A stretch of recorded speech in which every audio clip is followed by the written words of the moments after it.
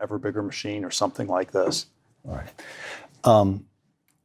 This notion of the end of times in the biblical framework, René Girard, an important figure here, professor of French literature here at Stanford, but also a theologian, I think it's fair to call him a theologian, and philosopher, wrote very, very widely, although that was outside his Stanford work.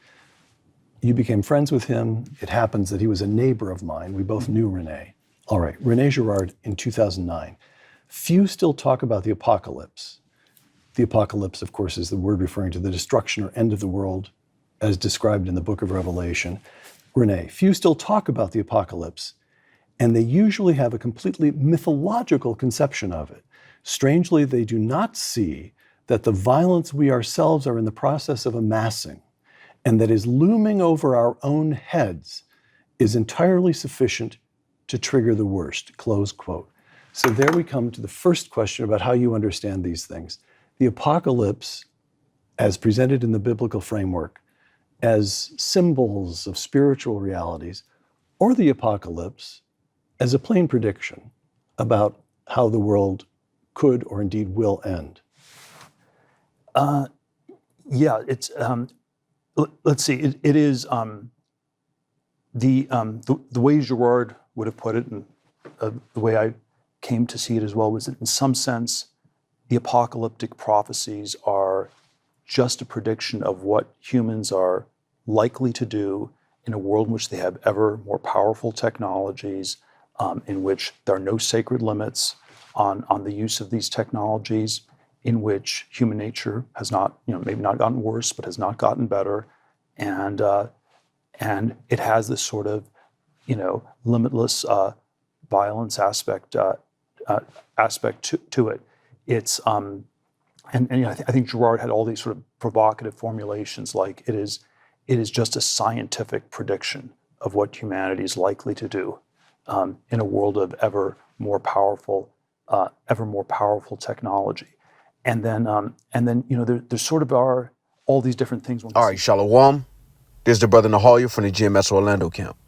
I want to start off by giving all praise, honor, and glory to Yahweh, Bahashem, Yahweh Shai, Bahashem, Rokakodash. Double honors to the apostles and the elders of Great Millstone, who are the elders of Yasher Allah, and a sincere salutation to all you Akim, who are preaching this word and believing this word, and to the Akwath, who are believing this word, in all truth and in sincerity. This is 2 Thessalonians chapter 2 and verse 3, and it reads, "Let no man deceive you by any means, for that day shall not come, except there come a falling away first, and that man of sin be revealed, the son of perdition, who opposeth and exalteth himself above all that is called God or that is worshipped, so that he as God sitteth in the temple of God, showing himself that he is God. Remember ye not that, when I was yet with you, I told you these things."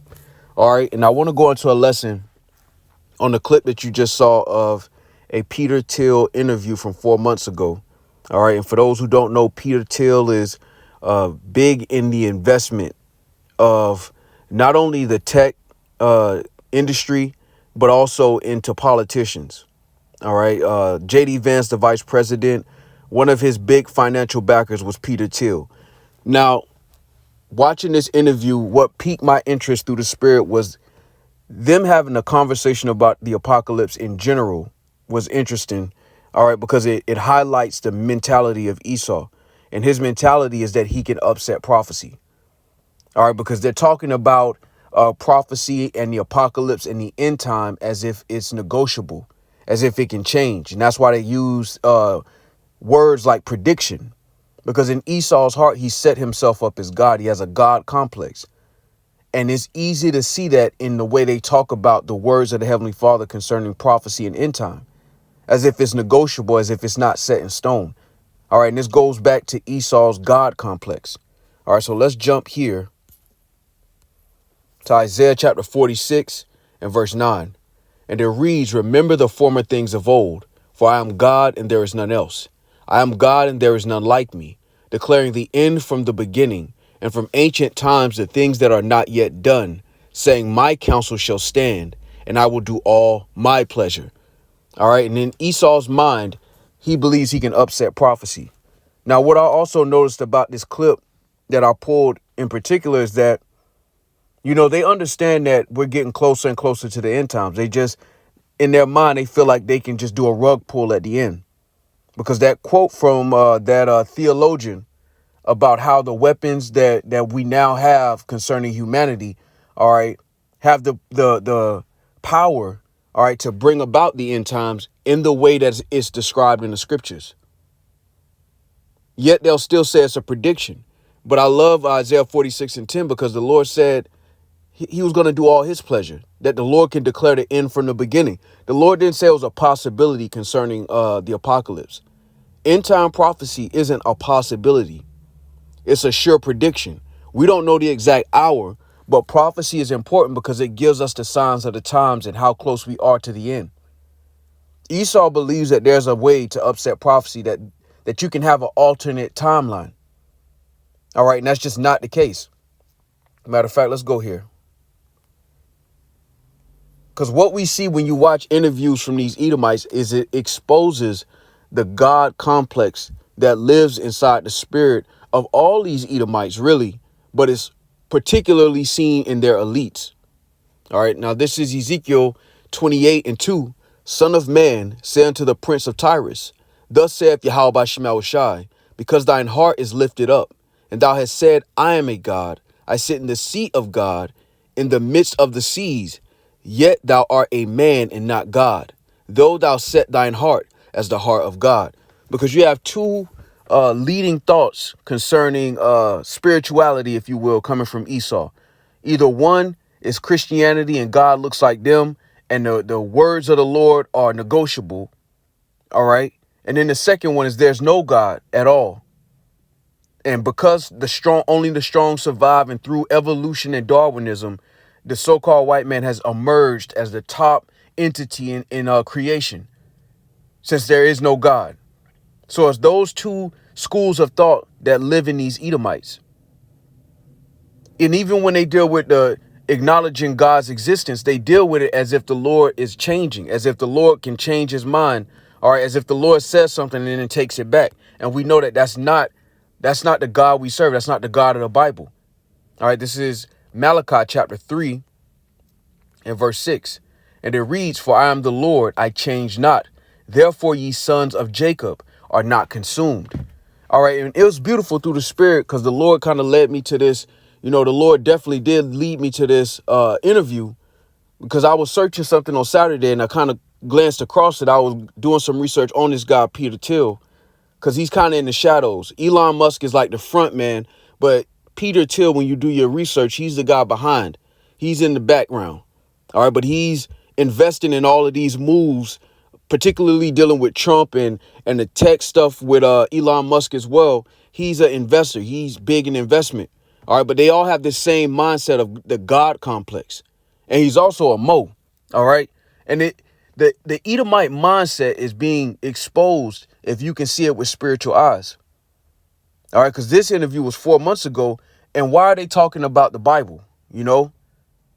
Most of these Edomites will say they believe in Christianity, but they don't really believe in prophecy. When it comes to prophecy, now, God can shapeshift. It's negotiable. It might happen. It might not. The end time prophecy is set in stone. The Lord says he's not going to turn that back. Matter of fact, let's go here. And it's beautiful. It was ironic, too, because at the same time while they're saying prophecy is negotiable, they also acknowledge that the weapons that they have created have the ability to fulfill prophecy.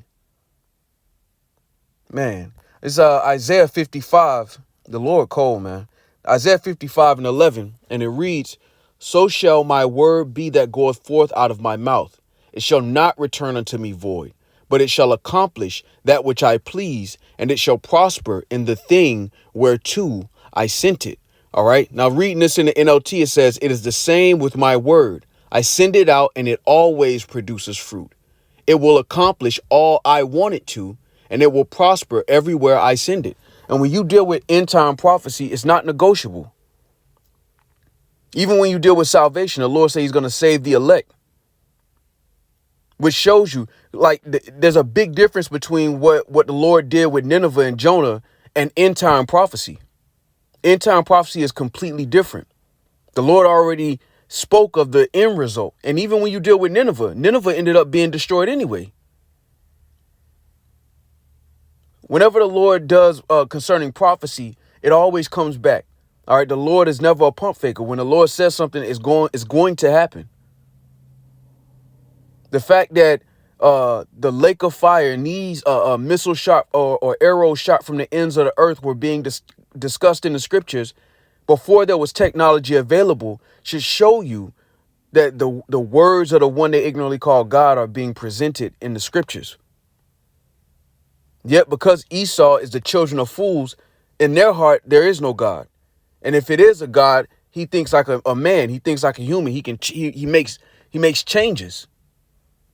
He'll say one thing here and then change his mind. That's not the God of the Bible. All right, this says Psalms 14:1.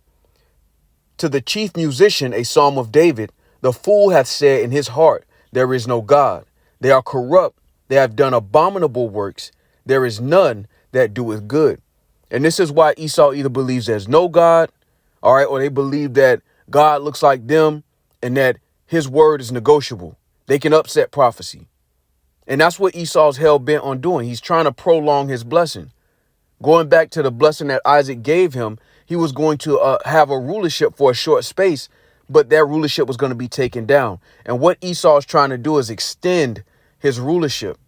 All right. He's trying to keep his rulership going and ultimately continue it forever.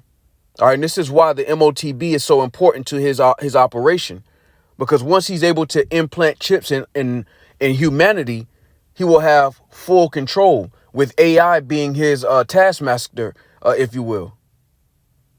All right, this is Job 14:5. Seeing his days are determined, the number of his months are with thee. Thou hast appointed his bounds that he cannot pass.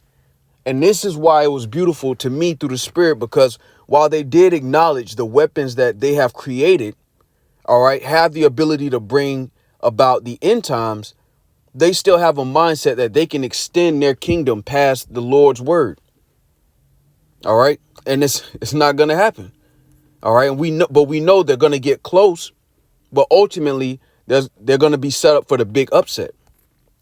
This is Isaiah 54:16. And it reads, behold, I have created the smith that bloweth the coals in the fire, and that bringeth forth an instrument for his work. And I have created the waster to destroy. All right. And Esau Edom, the so-called white man, is the waster. All right. He was created. And what he's brought to the world stage has been more efficient killing machines. All right. Instead of the Lord having to raise up an army of 100,000 men and, take them. Now the Lord allowed the waster to create things that can just destroy. These missiles can wipe out whole cities in less than an hour. And see, the world looked at the scriptures as some mythological book, some fable that some ancient people wrote because they were bored. But now you're starting to find out, as the scriptures say, in the end it shall speak and not lie. Now the world is witnessing the mind of God being expressed concerning end time prophecy, man. All right. Matter of fact, let's go here. This is Psalms chapter 17 and verse 13. You know what? Let me go here first. This is Proverbs chapter 17.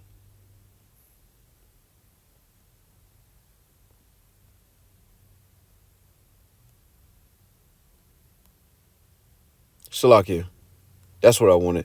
Yeah, this is Psalm 17 and 13. And it reads, arise, O Lord, disappoint him, cast him down, deliver my soul from the wicked, which is thy sword.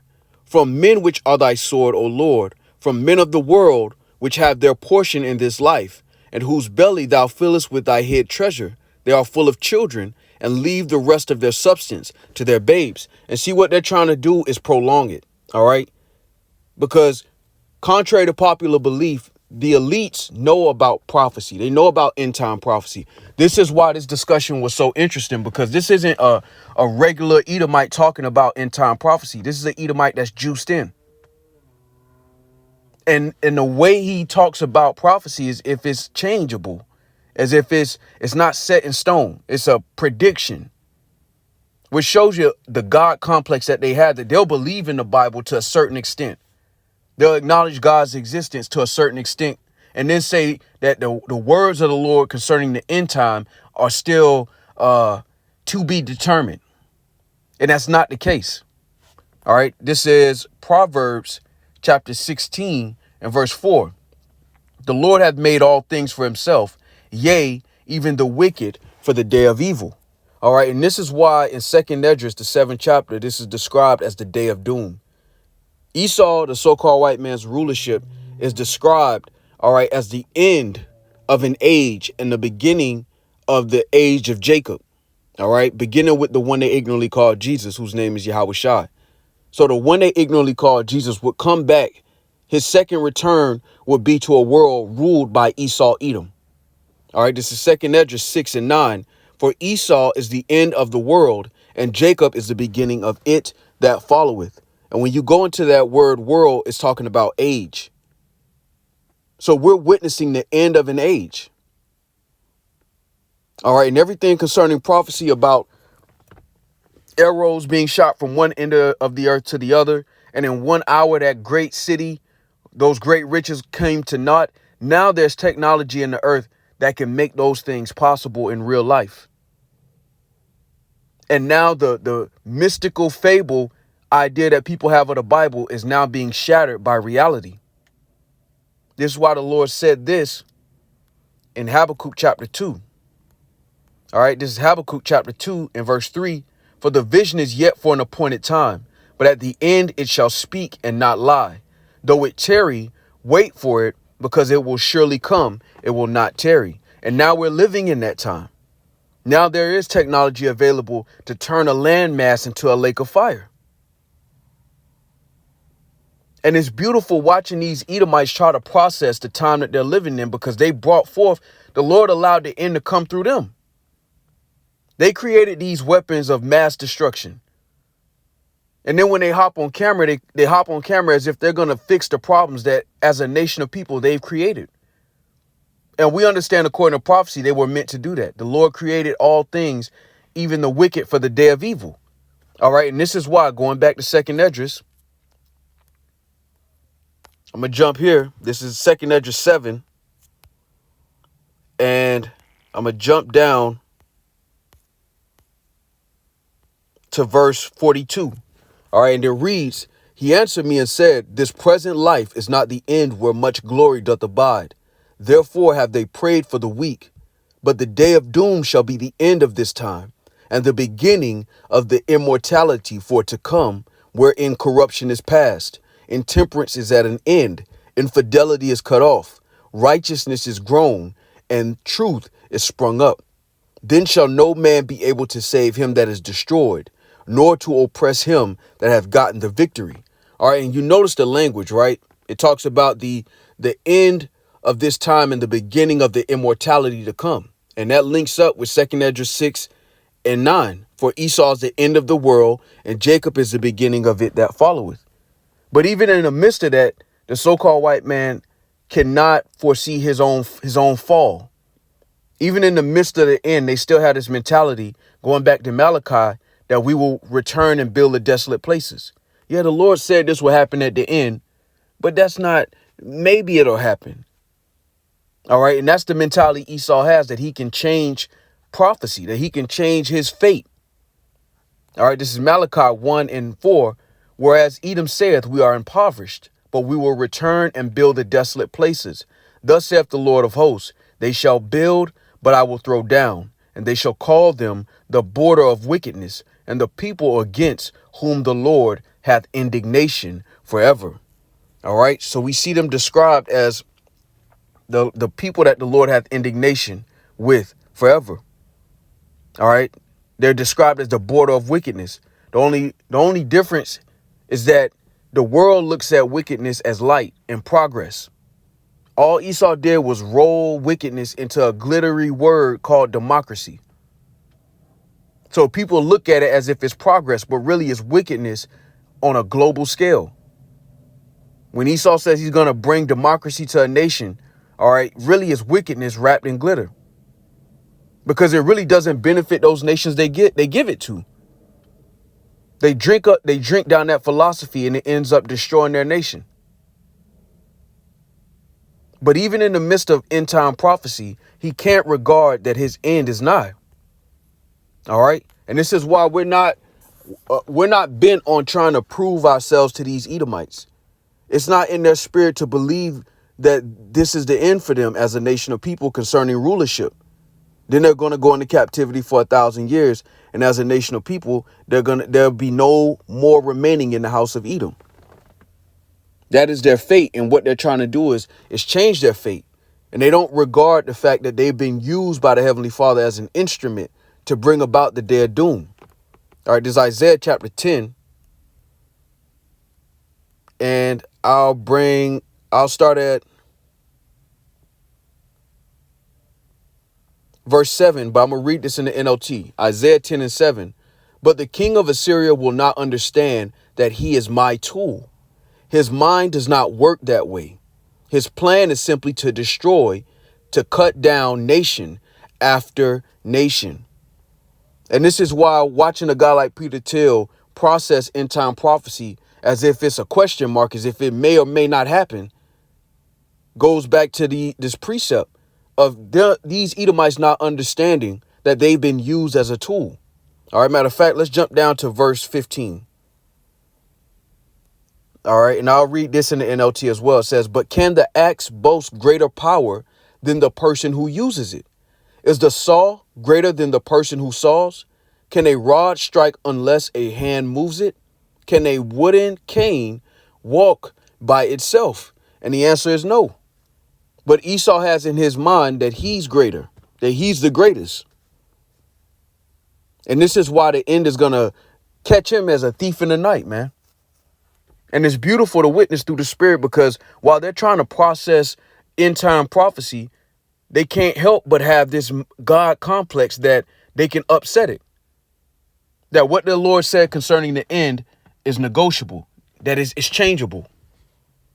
And what did the Lord say? Let's go here. And I'll end it with this. This is Ezekiel 28 and 6. Therefore, thus saith the Lord, Yahweh Shema Shai, because thou hast set thine heart as the heart of God, behold, therefore I will bring strangers upon thee, the terrible of the nations. And this is talking about Russia. And they shall draw their swords against the beauty of thy wisdom, and they shall defile thy brightness. They shall bring thee down to the pit, and thou shalt die the deaths of them that are slain in the midst of the seas.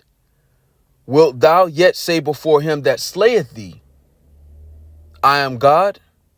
But thou shalt be a man, and no God in the hand of him that slayeth thee.